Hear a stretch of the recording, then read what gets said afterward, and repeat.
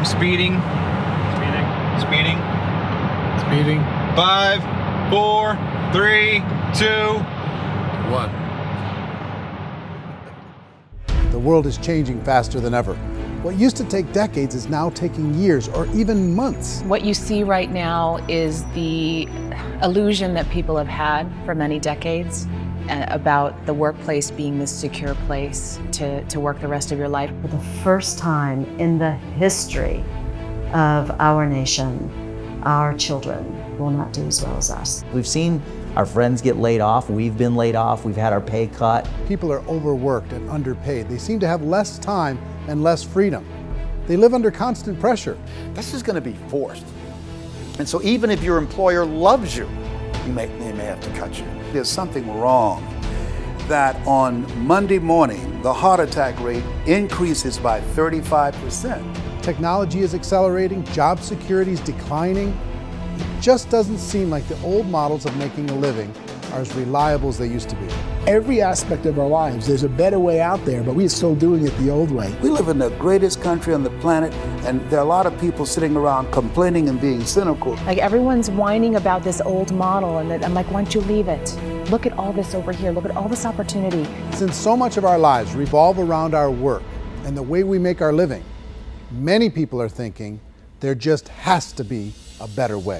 The biggest challenge facing our world today is not making money, is what are we going to do with all the displaced, unemployed people? People are afraid that they're going to make the wrong decision. People are afraid of the unknown. People are afraid that maybe I don't have the skills. Hey, sports fans, industrial age is over. It's dead. It's dying. That's why going to school to get a job is an obsolete idea. A steady paycheck is an industrial age idea.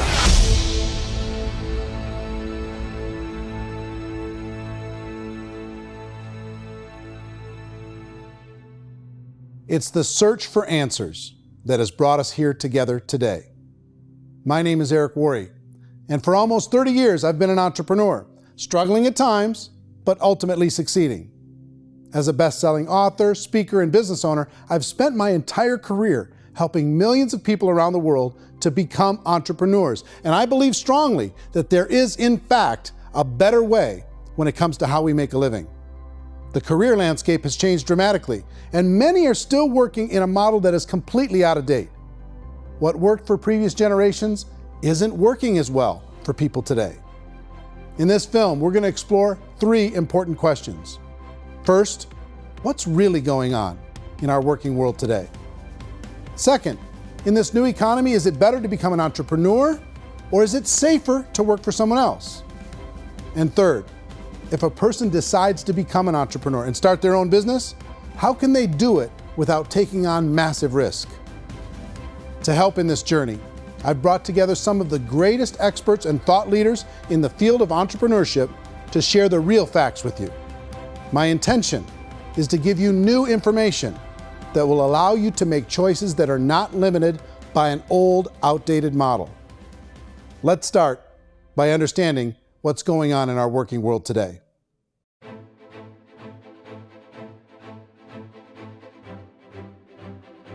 Let's look at unemployment. 30–40% of the people are honestly not working, but would be working. What our government does is if you haven't found a job in 6 months, we don't call you unemployed. We pretend you dropped out of the labor force. I've often said that unemployment, particularly structural unemployment, that's unemployment due to technological changes, is the first sign of economic growth. Think of it, 10 people live on an island. They go out every day and fish. One day, new technology shows up. A missionary brings them a net. Now, using the net, one pilots the boat, one throws the net. 2 fishermen can do all the work 10 used to. That's a 500% increase in productivity, 2 doing the work of 10, in one day. You don't have to learn a lot to learn how to throw a net instead of throw a fishing line. The island's got a big problem, 80% unemployment. But the island still has all the wealth of the fish because the 2 people produce as much fish as 10 did. Now, of course, looking back in history, these changes used to take thousands of years. And during that time, we went into farming and transportation. Some of us became doctors and some teachers and lawyers, and we developed all these new professions and new manufacturing jobs. Today, these changes are occurring literally in one day when a new technological advance occurs, and we don't have the social structures to deal with it or to retrain the unemployed people. So one of the things that I think is interesting as I travel across the country and really travel around the world is the way that we work and the way we get paid for work is changing pretty dramatically. On a global basis, everything is being turned upside down because of the rapidly advancing technologies. They are eliminating many jobs, and we have been left with many people not prepared for the jobs that exist. A lot of demand in public companies was to squeeze out all the fat and to get just as much margin as we possibly could, and fat equals humans. So this idea of job security and information age is so obsolete, but it's still taught inside our school system, and that's where the problem starts. There's no financial education in the school system, and people are still trained to be employees who work for that paycheck. This is a chart on the middle class. What's happening in the middle class, those that went to school, their incomes have been coming down for years. And parents still say to their kids, go to school, get a job. Now what happens to all those middle class people who are dropping off the ends of the chart? Well, they become what's called working poor. And this is what happens to working poor. But they say poverty is ending. Well, poverty may be ending, but working poverty is going up. And this is food stamp usage. So food stamp usage in America is going through the roof right now, because people cannot earn what they call a living wage. Most people have experienced financial pressures that I think are probably greater than they have been in the past. If you're not working for yourself, then it's going to be a pretty hard road for a lot of people. Today, if you're going to control your future, the 40-40 plan is gone, where you can graduate from college and get a job and work for 40 hours a week for 40 years. That day is gone. So some of these charts actually tell you what's going on. And this is a really interesting one, you know. People are going back to school because if I go back to school, I'll get a nice job. But this is what's happening to, it's called Sallie Mae, which is the student loan guys. Student loan is going through the roof. It's now over $1 trillion, and student loan debt is worse than credit card debt. So when people stopped using credit card, the government got people into student loan debt. And the problem with student loan debt is you can never be forgiven. See, with credit card debt, you can declare bankruptcy and all's forgiven. But student loan debt, you can declare bankruptcy, you still owe it. It's the worst of all debt. But this is the next picture. Look at this chart here. This is what's happening to wages of college graduates. It's going down. So you go to college, you rack up all this debt, but you earn less money. Now, that's not that intelligent. Average person who's been working a lifetime in America today is ending their lifetime at 65 with about $41,000 in assets. They earned just enough to survive. I think in the United States we have something like 17 trillion in debt. That's just the federal government debt. We got another 2 in municipal and in other, let's call it almost 20 trillion government. We've got 40 trillion in private debt. That comes up to close to 60 trillion. When you then add something we never had before, what you were talking about, when we look at the unfunded portion of Social Security and primarily Medicare, Medicaid, that at the most conservative estimates from outside firms, Kleiner Perkins, 67 trillion and growing. That's more than all our other debt. There's less conservative estimates that say it's 84 trillion or higher. I added up conservatively $127 trillion in total debt. Debt is a financial drug. When you take it to excess, it's like taking a drug. Yeah, it makes you feel better, it enhances your performance, but at a huge cost, eventually it kills you. And so that's what happens. We keep doing more and more debt, and you get less and less results, just like a drug, until the debt gets so high that it crushes the whole system. That's where we're at, 8.2 times GDP. You know who I feel sorry for?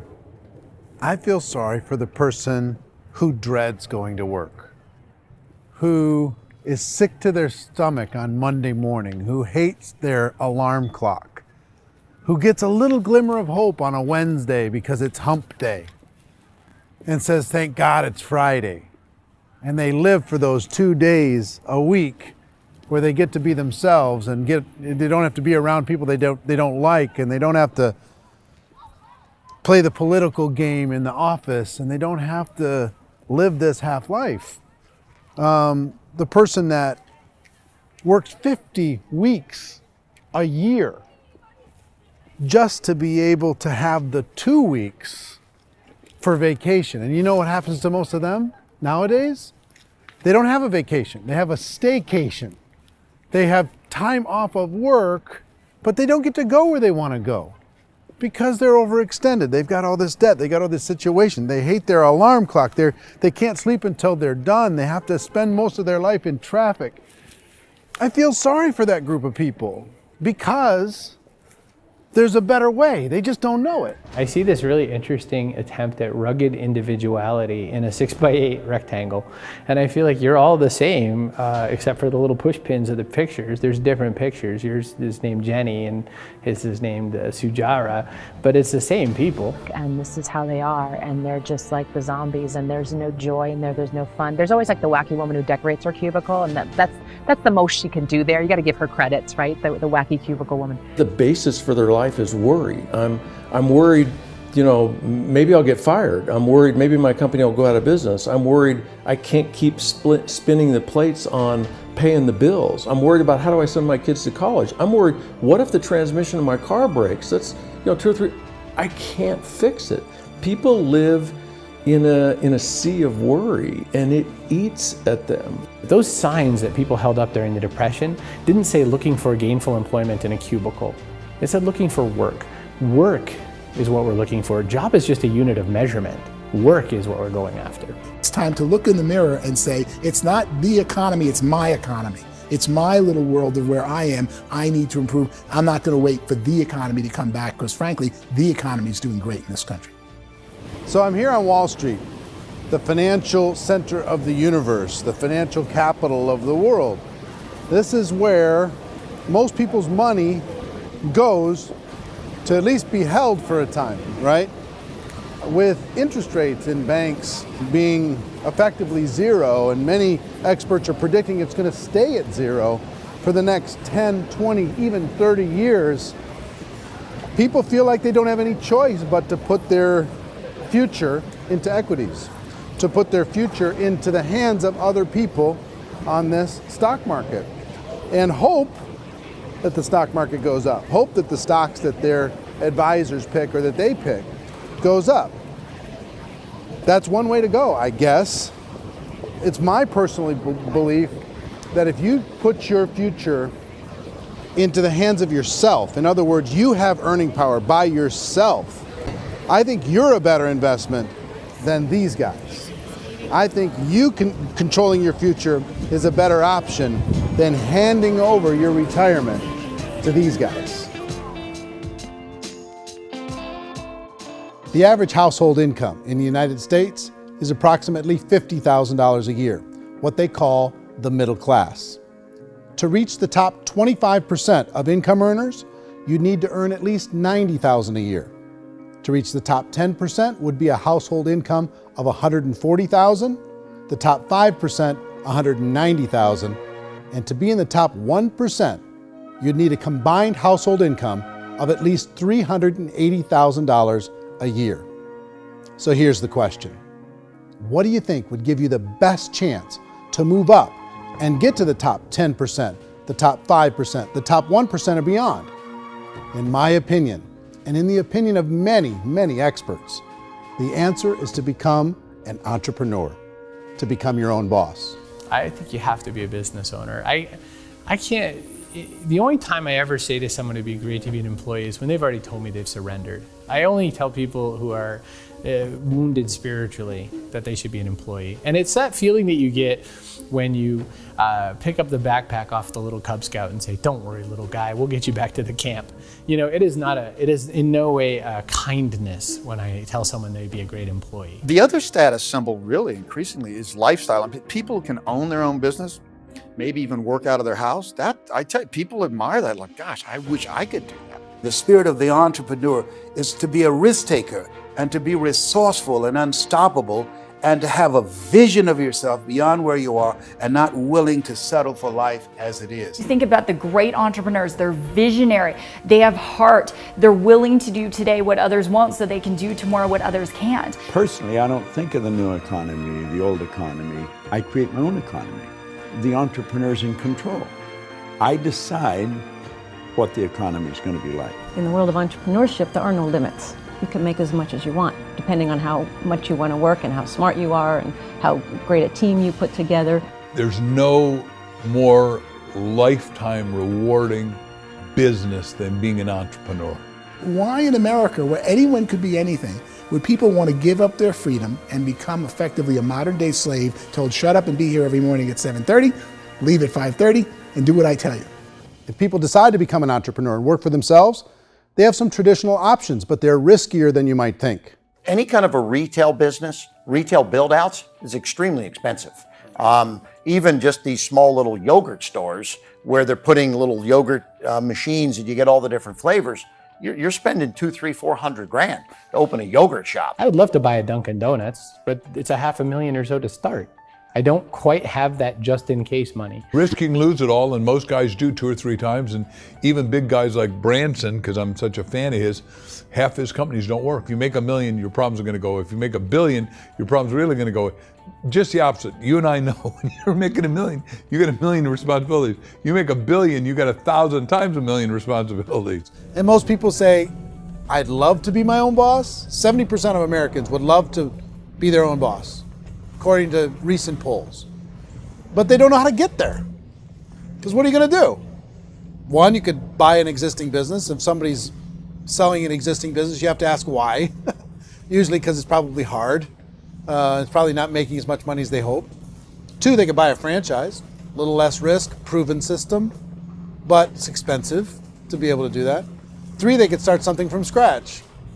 And that's where a lot of people feel like, I don't have the chops to do it. I don't have the money. I don't have the product idea. I don't have the expertise. I don't have whatever it's going to take to be able to get there, and I can't risk my family to do it.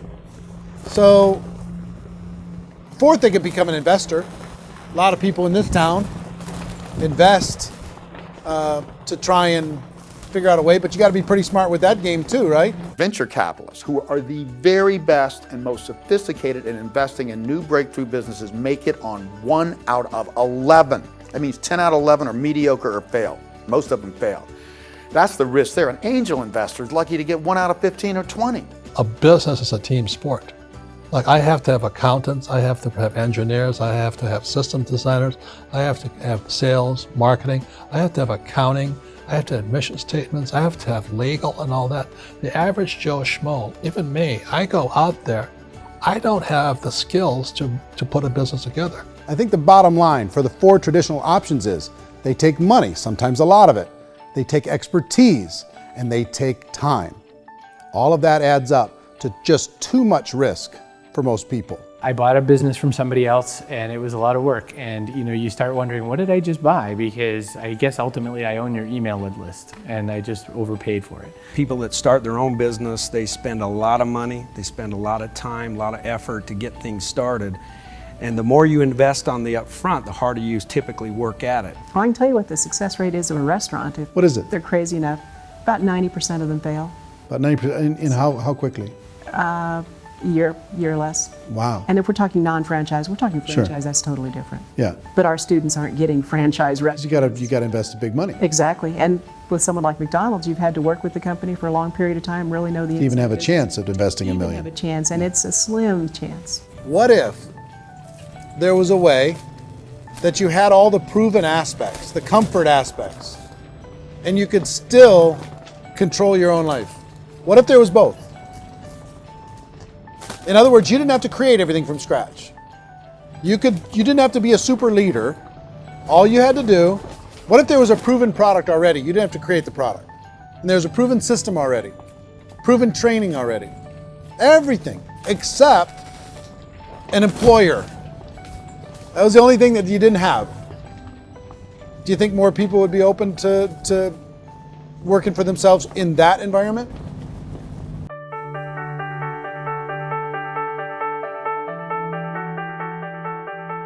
In our search for a better way to make a living, we've come to the conclusion that becoming an entrepreneur is actually safer than being an employee.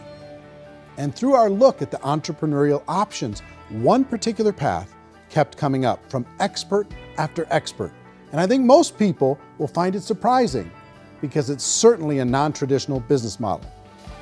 That model is for people to start their own business and become an entrepreneur through the creation of a network marketing business.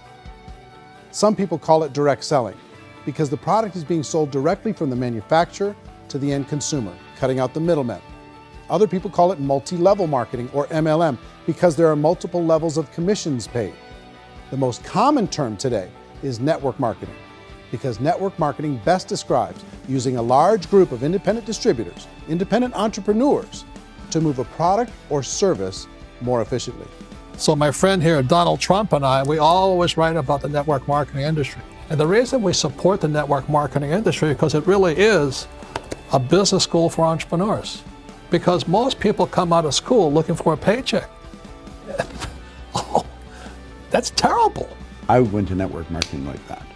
I think if it didn't exist, we should invent it. It is that good. I think direct selling is a great way to do business today. It's very easy to get into that industry, and you can be self-employed, be in effect an entrepreneur. When we see multi-billionaires adding network marketing companies to their portfolio of companies, that would be a clue. When we see people who are very famous authors and very famous business people endorsing the industry, that would be a clue.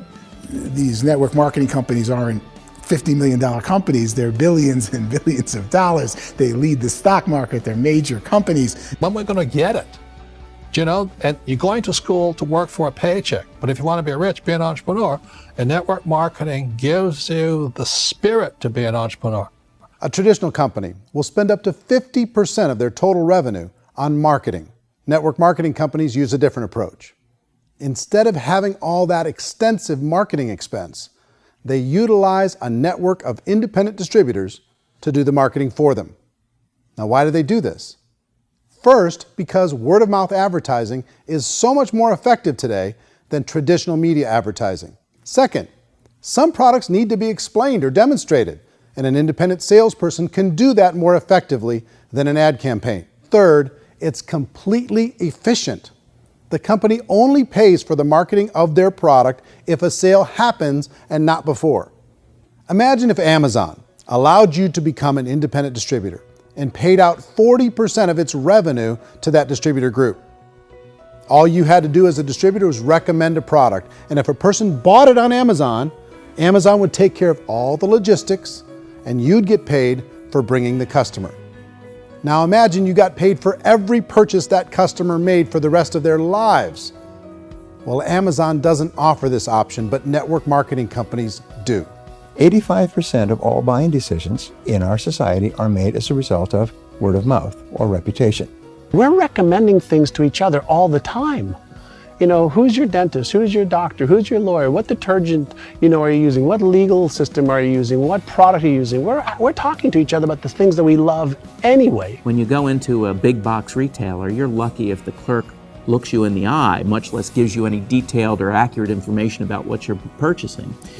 So of course, this personal information, this education coming from a friend, a neighbor, a relative, or even a stranger, but one who has experience with the product is extraordinarily valuable. As a matter of fact, network marketing can educate consumers probably better than any other form of marketing. It certainly can do better than advertising because advertising usually has a certain hype to it and you can only get limited information. So, network marketing trumps advertising. If you were a typical sales company and you wanted to sell $1 million a month worth of product, you might go find 100 superstar salespeople. The quota would be $10,000 a month. So network marketing as a distribution system just flips the numbers. So we use 10,000 happy, raving fans of a particular product, and we don't concern ourselves so much with how much product each one of them individually sells. If they sell just $100 or $200 a month, and there's 10,000 of them, you're selling $1 million to $2 million a month worth of product. And that's the best way I can explain how network marketing works. This is the marketing arm of the company. There's not money being wasted on bricks and mortar. There's not money being wasted on inventory that's sitting stagnant somewhere. There's not employees standing around that don't have customers. These are people that are going to connect with customers. These companies allow people to become independent distributors for extremely low cost and with no minimum time or sales quota. Essentially, they own their own business and can provide as much or as little sales as they choose.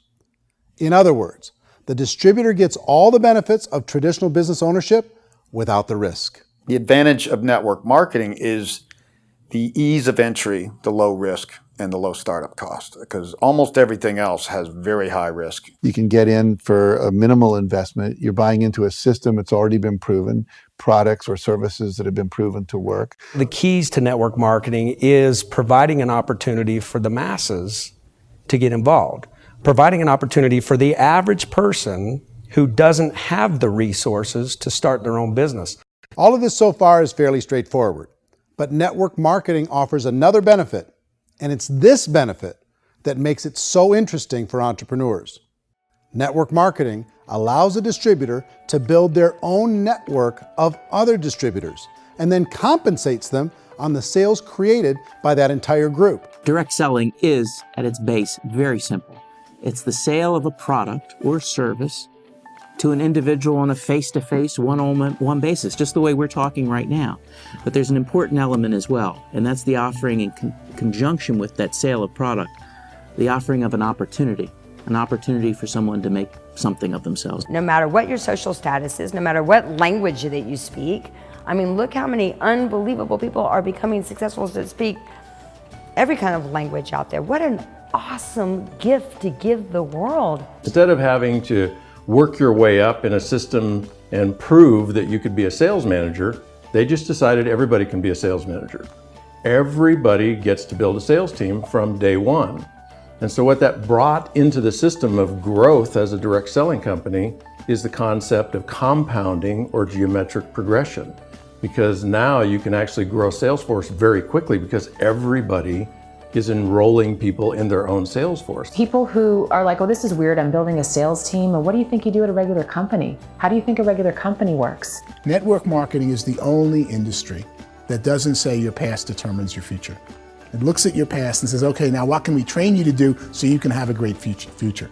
Every other employer out there wants to exploit you for what you already know, not teach you something new. Network marketing has a potential to save the United States and the world, because it's going to teach people not to be employees, but to be entrepreneurs.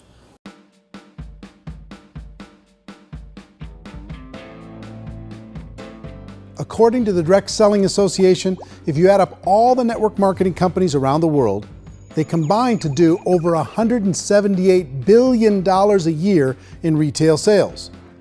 To give you an idea of how big that really is, the NFL, the National Football League, does approximately $9 billion a year.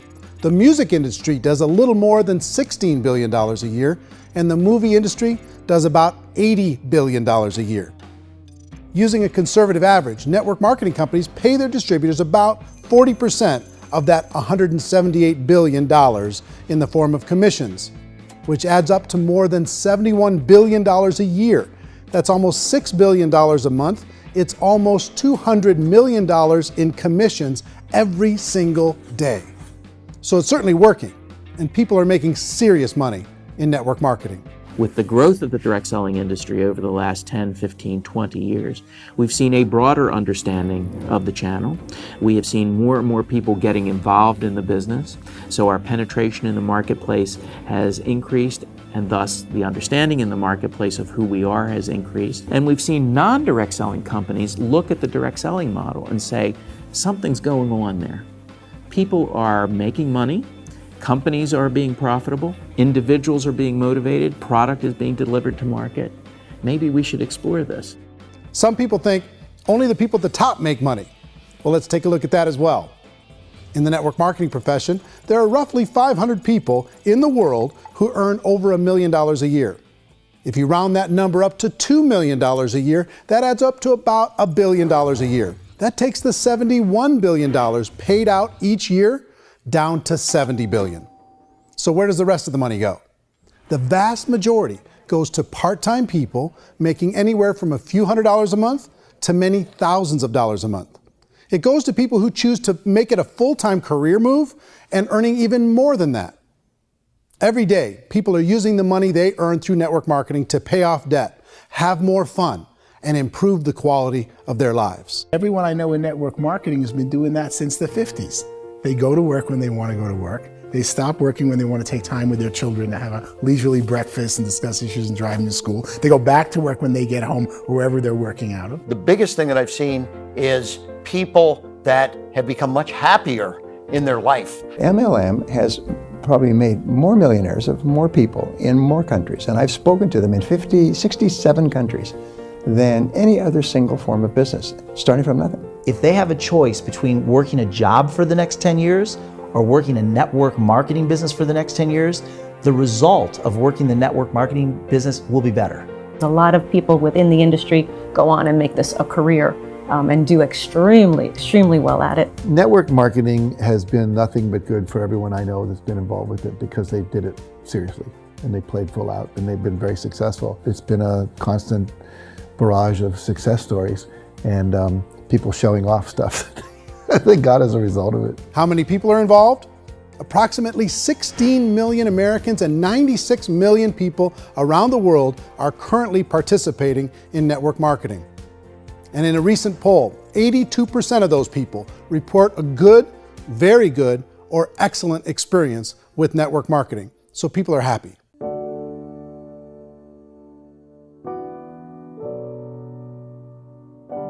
So I've taken a look at the network marketing profession and really tried to understand why so many people are confused as to the validity of this as a business. One is this pyramid shape. People get really messed up with this pyramid. Oh, it's one of those pyramid things. So I just think there are a lot of haters out there who really don't understand the industry and say, oh, it's a get-rich-quick scheme. It's a pyramid. Well, corporate America is a pyramid scheme. You know what I mean? It goes like this. You have thousands of MBAs, let's say working for Ford or General Motors or Coca-Cola. If all these MBAs, they're all trying to get to here, that's a pyramid. Only one guy's going to make it. Every 10 years, one's going to make it. Whereas you look at network marketing, it's like this. So you're here, and your job is to develop other CEOs coming up behind you. So it's an inverse pyramid. In network marketing, it's a very simple concept. If you sell product, you get paid. It is paid based on production. There is no first mover's advantage. There is no investment component where the more somebody spends, the more they're entitled to make. So the two are polar opposites of each other. It doesn't matter what shape the company is or the compensation plan is shaped, whether it's a circle or a pyramid or a triangle or a trapezoid, it doesn't matter. If compensation is coming primarily from recruitment, then you've got a problem. On the other hand, if an operation is basing their compensation to participants on the basis of sales, even when those sales are generated by people you've recruited, well, then you're a perfectly legitimate enterprise. That's the legal test, it's the practical test. Another issue that's been true in the past that is no longer true now is people used to be in network marketing loaded up with products that they couldn't sell and they ended up a loser. They ended up with a bunch of product in their garage, they ended up with a bunch of products sitting in their kitchen shelves or whatever, and they thought they could sell it and then they weren't willing to or able to sell it and they ended up with a bunch of stuff and they were bitter about it. There was this thing called front loading where you had to buy if you bought $25,000 worth of product, you got better commissions and all this. Today, it's almost all done by computer. It's direct mail, comes from a warehouse somewhere else. You don't have to have all this inventory. You don't have to stock up. It's a paperless world now. Most of it's done online. You have a back office. It really works. And I mean, the technology has changed everything. Third issue is people start talking about 99% of people in network marketing don't make any money. Well, we've talked about that over the course of this journey together. Almost $200 million a day is being paid out to network marketing distributors around the world. The naysayers, the people who say that it doesn't work, are usually the ones who just don't know how to make it work for themselves. And so they're giving you an opinion, and I tell people, don't confuse people's opinions with expertise, because opinions are free. And don't confuse sincerity with the truth, because people can be sincerely wrong. But here's the reality inside of network marketing. The vast majority of people that get involved in network marketing just become customers, and they get involved to be able to purchase product at a lower price. If you take Costco as an example, if a person goes into Costco and gets a membership to Costco so they can get a lower price on the product, we don't call that person a loser because they have a bunch of product that they walked out with with a smile on their face. Yet when some people want to take a look at network marketing, they say, well, those people, they're just using the product and they aren't earning an income, so they must be a loser. They're not a loser, they're a happy customer. That's the vast majority of people that are involved in network marketing. Now, a smaller percentage of those people decide to go build a business. They earn $300 a month, $500 a month, $1,000, $2,000. That's the bulk of earnings in network marketing. And then there's the few that really decide to take it serious, really decide to build a large network, really work to make that network very, very productive. And those people make huge amounts of money and there's no cap. What I do as an outside economist, just somebody looking at this industry like any other industry I speak in and say, look, what's the realities of this? 1% do incredibly well. 10% generate some additional income at pretty low risk and effort, that's not, and 90% of people roughly end up customers. One thing that I think is real when it comes to people's perceptions about network marketing is people put this, and distributors, I think, involved in network marketing have some responsibility for this. They have sometimes unrealistic claims about the product or about the income. Most people who become distributors, they want the money, they want to be successful, but they don't have the skills. They don't know what to do. And when people don't know what to do and they're in a new business, they're scared. And when they're scared, they panic and desperation kind of sets in. So they think everyone they talk to has to get in. So if I talk to you and you say, well, no, I don't have time to do that, they're like, no, I need you. You have to do this or I won't be successful. So I start clawing on you. I start that desperation. So then I start making claims about the product, which are not appropriate, probably not even true. Or I start saying, oh, let me show you how you can make all this money and you don't have to do anything, Eric. And so you just totally misrepresent the opportunity, and you're clingy with people because you think you need everybody to be successful, and you don't. You know, one of the messages that I try to deliver most forcefully to companies as well as salespeople in direct selling is that you don't have to overpromise. The reality is in network marketing, there's a lot of hard work involved. There's a lot of effort. You're going to have to develop yourself. It's a business like anything else. It's going to take some time, but in my opinion, it's better.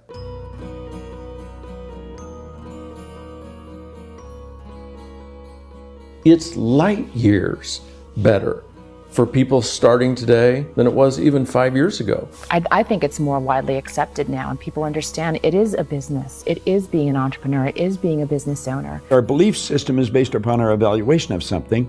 And frequently, if we reevaluate a situation, our belief about that situation will change. The industry has changed and it's grown up. It's totally transformed. You've got young people today that have grown up with social media, and they understand networks. They understand how people are connected through technology, and they understand how money flows through those networks.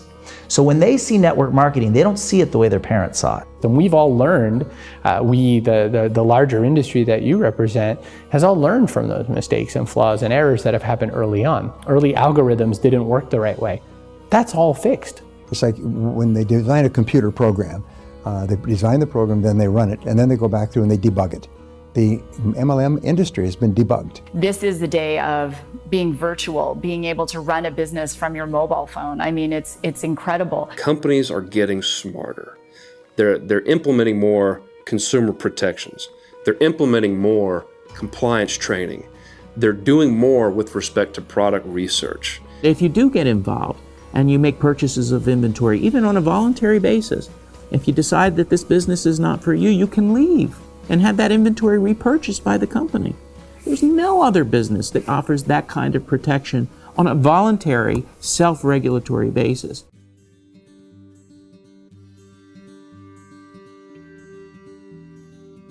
If you decide to look further into a network marketing business in order to generate more cash flow for your family, I would recommend reviewing the following 4 elements. First is the product or service. And on the product or service, I would ask 5 important questions. 1, do you like it? Is it something you would feel comfortable sharing with others? 2, is there a recognized need in the marketplace? It's hard to create a need if one isn't naturally there. 3rd, does the product meet that need? Does it solve a legitimate problem for consumers? And 4th, Is it priced to sell? Can it compete in the marketplace? And fifth, is it priced for profit? Is there enough margin for the company and the distributor to be able to generate income for the long term? If you can answer the questions on the product to your satisfaction, the next element to consider is the company itself. Is it well run? Do you believe in the founders or the management team? Do you feel they have what it takes to go all the way? See, it doesn't matter how good the product is if the management can't take care of the company. Good management can change with the times. They can handle adversity. They can make good decisions. Make sure you choose a company that can serve you for a long time. The third element to consider is the compensation plan. And with that, there are 3 important things to look at. First, a brand new person needs to be able to generate some money fairly quickly. It may be an obvious reason, but you can probably imagine the ripple effect of a distributor getting involved and having even a small victory fast. That can only help with the overall success of the organization. Second, a person should be able to develop a moderate part-time income in a reasonable period of time. As they develop their network and as their sales grow, they should be able to enjoy more benefits. And third, for the people who are really serious, for those who decide to really go pro in the network marketing profession, there should be the possibility to make a serious full-time income if they work hard and are committed to developing their skills. If you're comfortable with the product, the company, and the compensation plan, the last thing you should look at is the support that will be made available to you. Does the company have a website?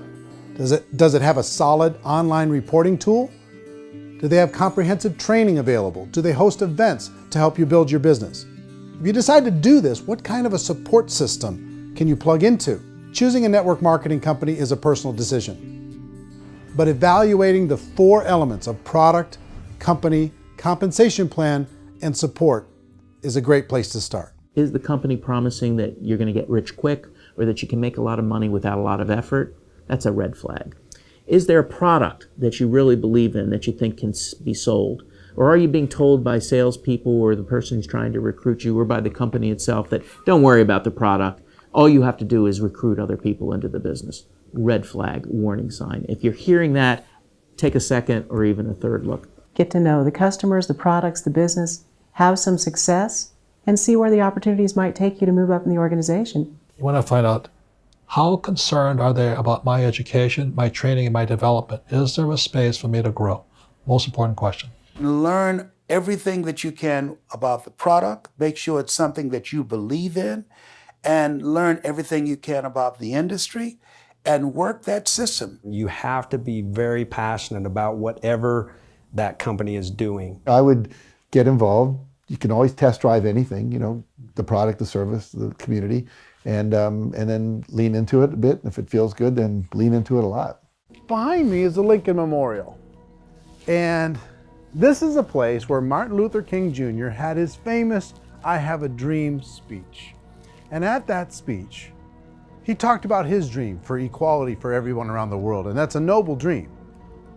But I think more people need to remember what it was like when they were kids and the dream was still alive in them. Before it got beaten out of them by reality, by this paycheck, by these responsibilities, and by having to live for this job to pay the bills. I think people need to remember that, go back to that. Once they know that there's a better way, I think their future is going to be much brighter. They can live a better life.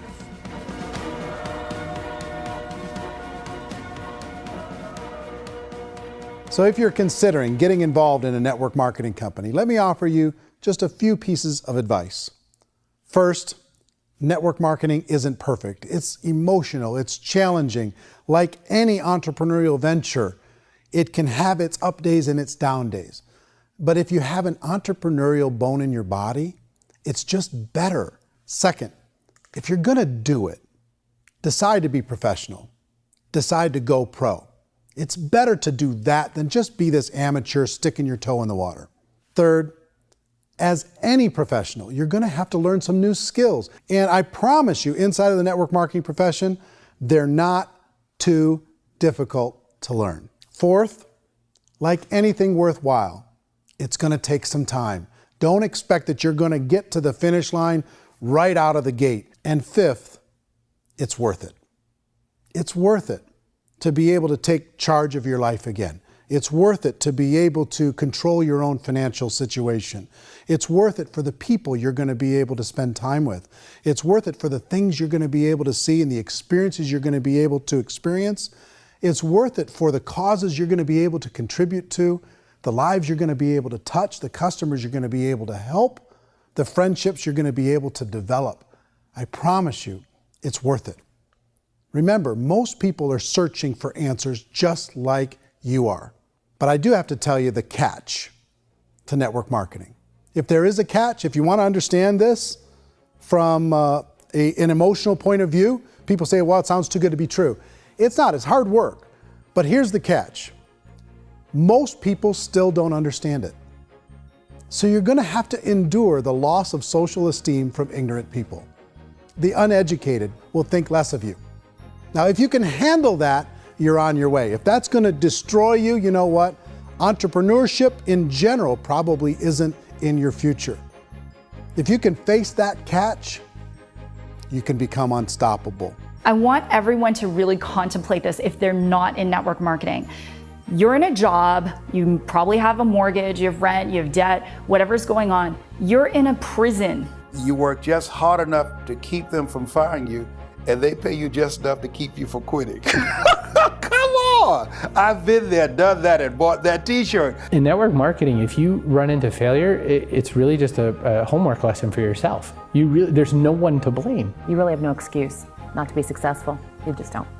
People don't want to hear that, but there's so much available to you. If you want to be a good network marketer, be a student to the people above you, be a fellow traveler to the people on the same level, and be a teacher to those below, and know when it's appropriate to do which. People who are not afraid of asking people to buy things, or not afraid of persuading people with the chance they may say no, these people own the future. Nothing happens until something moves. So you got to go move, you got to go do something, or nothing's going to change in your life. In the beginning, you're going to do a lot of things that you don't get paid for. But as you go down the road, you get paid for a lot of things that you don't do. And your job is rehabilitate the spirit, the entrepreneur spirit in all of us. Get it back. Either give it a strong yes or a strong no, but no wishy-washy, dilly-dally stuff in the middle. There's dreams and there are nightmares, but I believe that the biggest nightmare of all is when you don't pursue your dream. You're going to see some monumental growth in this profession. It's an exciting, exciting time to be involved with the network marketing profession. The next 10 years, I see just exponential growth. When that tipping point comes, it's not a matter of asking somebody, have you ever heard about network marketing? You're really asking them, which company are you building your wealth in? We are here to fix the world, to improve relationships with other people, to improve other lives. And the real reward comes as an entrepreneur in any level from teaching somebody something and watching them soar. There is no greater reward.